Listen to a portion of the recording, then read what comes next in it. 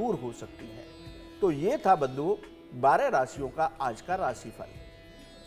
तो हमने जाना सभी राशियों का आज का राशिफल और अब बात कर लेते हैं उनकी जिनका आज बर्थडे है। पहले तो सभी को हैप्पी बर्थडे। आज का दिन उनके लिए कैसा रहने वाला है आचार्य जी, और ना केवल आज का दिन लेकिन ये साल कैसा रहेगा उनके लिए? देखिए, आज जिनका जन्मदिन है हमारी ओर से उनको मंगलमय शुभकामनाएं। उनका जन्मदिन बहुत अच्छा हो, आने वाला साल सुख शांति और समृद्धि से भरा हो, इसके साथ ही उनकी सभी मनोकामनाएं पूरी हों, यही हम भगवान से कामना करते हैं। देखिए, आज जिनका जन्मदिन है उनका मूलांक 9 बनता है। ये मंगल का अंक है। मंगल धरती पुत्र है, रक्त तप्त ग्रह है, पराक्रमी ग्रह है, सेनापति हैं। साहस ऐसे व्यक्ति जिनका मूलांक 9 होता है वो साहसी और पराक्रमी होते हैं। ऐसे व्यक्ति किसी भी परिस्थिति में घबराते नहीं हैं। लीडरशिप का गुण उनके अंदर होता है, यानी कि वो हमेशा आगे चलते हैं, लोग उनके पीछा करते हैं। चालाक और चंचल प्रवृत्ति इनका स्वभाव होता है। लड़ाई झगड़ों में ये आनंद लेने की प्रवृत्ति इनकी होती है। इनके अंदर साहसिक व्यक्ति इनको कहा जा सकता है। यदि इनके जीवन की शुभ तारीखों की बात करें तो 9, 18 और 27 इनकी शुभ तारीखें हैं। यदि अंक की बात करें तो 1, 2, 5, 9, 27 और 72 ये इनके जीवन के शुभ अंक रहते हैं। यदि शुभ रंग की बात करें तो लाल, केसरिया और पीला ये इनके शुभ रंग हैं। इनको ज़्यादा से ज़्यादा पहने। इनको पहन करके किसी विशेष कार्य के लिए निकलेंगे तो आपके काम बनेंगे। अब बात करते हैं आने वाला साल इनका कैसा रहेगा। इस साल आपके अधिकार क्षेत्र में वृद्धि होगी, यानी कि आप जहां भी कार्य करते हैं वहां विस्तार होगा, आपको नई जिम्मेदारियां मिलेंगी। नौकरी की बाधाएं आपकी दूर होंगी, यानी कि नौकरी में भी आपको सफलता मिलेगी। स्वास्थ्य उत्तम रहेगा इस साल, लेकिन स्वास्थ्य को लेकर के आपको कोई लापरवाही नहीं बरतनी। कोई परेशानी होती है तो तुरंत डॉक्टरी सलाह लें। राजनीति से जुड़े हुए जो व्यक्ति हैं उनको इस साल राजनीतिक क्षेत्र में सफलताएं मिलेंगी। इस साल आपको मित्रों का भी सहयोग प्राप्त होगा, परिवार और जीवन साथी का भी सहयोग इस साल आपको मिलेगा। पारिवारिक समस्याएं जो आपकी चली आ रही हैं, कोई भी विवाद है, वो इस साल आपके सभी विवाद आसानी से सुलझ जाएंगे।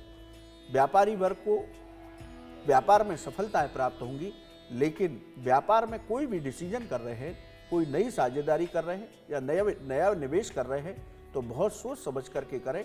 जल्दबाजी में इस साल कोई निर्णय ना लें। पैसे का लेन देन इस साल बहुत सोच समझ के करेंगे, नहीं तो आपका पैसा फंस सकता है। विद्यार्थियों को प्रतियोगिता परीक्षा में सफलता मिलेगी, यानी विद्यार्थी वर्ग को भी ये साल अच्छा रहेगा।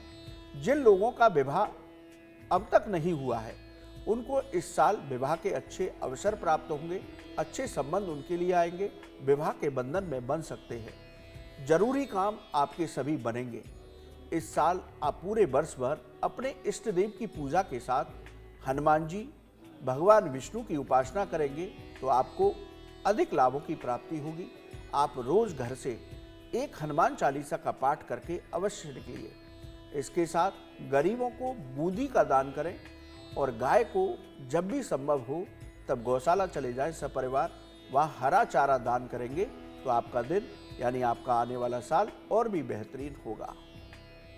बिल्कुल, तो आपका कैसा रहने वाला है साल? एक बार आप सभी को फिर से हैप्पी बर्थडे। लेकिन गुड लक गुरु में गुरु मंत्र ना हो, ये तो अटपटा है ना, तो इसमें एक गुरु मंत्र हो जाए आज का। देखिए, आज का जो रामबाण उपाय है, आज मंगलवार है, हनुमान जी का दिन है।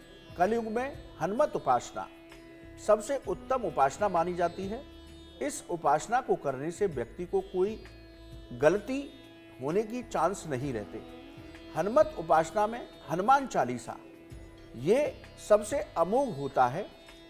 देखिए बंधुओं, आप मंगलवार के दिन कम से कम हनुमान चालीसा का एक पाठ आसन पर बैठकर दीपक जलाकर के करिए। इसके साथ ही आज और हमेशा जब भी आप हनुमान जी के मंदिर जाएं तो उनके चरणों से सिंदूर लेकर के अपने मस्तक पर लगाइए। आप हनुमान जी का सिंदूर अपने मस्तक पर नित्य प्रति लगाते हैं उनके चरणों से लेकर, तो आपके जीवन से धन और शत्रुओं की समस्या से आपको मुक्ति प्राप्त होगी। इसके साथ ही यदि कुंडली के ग्रह आपके परेशान कर रहे हैं तो वो भी ग्रह आपके शांत होंगे। यानी कि मंगलवार हो सके तो प्रतिदिन आप हनुमान जी के मंदिर से उनके चरणों से सिंदूर लगा करके अपने मस्तक पर लगाइए तो आपका दिन बहुत अच्छी होगा। आपकी धन की समस्याएं दूर होंगी, विरोधी और शत्रु आपके परास्त होंगे, कुंडली के ग्रह शांत होंगे। तो आज इस उपाय को करके देखिए, आपको अवश्य आनंद की प्राप्ति होगी, आपको समस्याओं से मुक्ति प्राप्त होगी।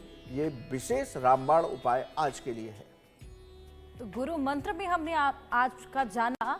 एक बेहद मजाकिया सवाल एक दर्शक ने हमारा पूछा। उन्होंने कहा कि पति पत्नी के विवाद के बारे में तो आपने बात कर ली, लेकिन सास बहू की खिटपिट का क्या किया जाए। साथ ही वो मजाक में ये भी बोलती नजर आई है, कहती हैं कि पति पत्नी की कुंडली से ज्यादा पत्नी और सास की कुंडली मिलवाना बेहद जरूरी है।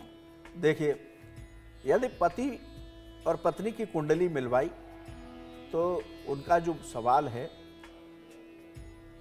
ये दोनों अंडरस्टैंडिंग के सवाल हैं। यदि सास अपनी बहू में बेटी का स्वरूप देखेगी तो उसका जो जीवन है वो आनंददायक होगा, क्योंकि जो बहुएं हैं वो आजकल पढ़ी लिखी हैं, वो सेवा करना चाहती हैं, लेकिन सास को सेवा लेना आना भी चाहिए। यदि किसी कारणवश सास और बहू में नहीं बनती तो दोनों मिलकर के, बहू भी यदि अंदर से चाहती है कि मेरे सास के साथ संबंध मधुर हों और सास भी चाहती है कि बहू मेरी आज्ञाकारी रहे, मेरे अनुसार चले, तो दोनों को ही राधा कृष्ण की उपासना करनी चाहिए।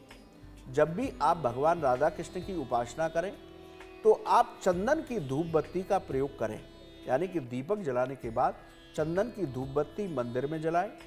इसके साथ ही आप जब भी विशेष पर्व हो तब भगवान को चंदन का इत्र समर्पित करके उसमें से कुछ इत्र अपने शरीर पर भी लगाएं। यानी कि जब भी प्रयोग करें चंदन के इत्र का प्रयोग करेंगी तो सास बहू के संबंध मधुर होंगे, लेकिन दोनों को ही बहुत सामंजस्य बना करके चलना होगा। बहू को अपनी सास में माँ का स्वरूप देखना है और माँ को अपनी बहू में बेटी का स्वरूप देखना है, तो गाड़ी बहुत आनंद से चलेगी, घर में आनंद होगा, कलेश बिल्कुल भी नहीं होगी। और जहाँ कलेश नहीं होती वहाँ पर लक्ष्मी निवास करती है। तो दोनों ही लक्ष्मी स्वरूपा है, उनको ही घर की जिम्मेदारी है, उनको ही ये सामंजस्य बनाना है कि घर में क्लेश ना हो, जिससे घर में धन धान्य की वृद्धि हो, आनंद की वृद्धि हो। बिल्कुल, तो आपने जाना आज का पंचांग, आज के उपाय, किस तरीके से पति पत्नी के विवाद खत्म हो सकते हैं और सास और बहू की खिटपिट भी खत्म हो सकती है। इसी तरह के सवाल अगर आपके मन में हो तो हमें जरूर बताइएगा। कल फिर हाजिर होंगे गुड लक गुरु में। बहुत शुक्रिया आपका आचार्य जी हमारे साथ जुड़ने के लिए। राधे राधे।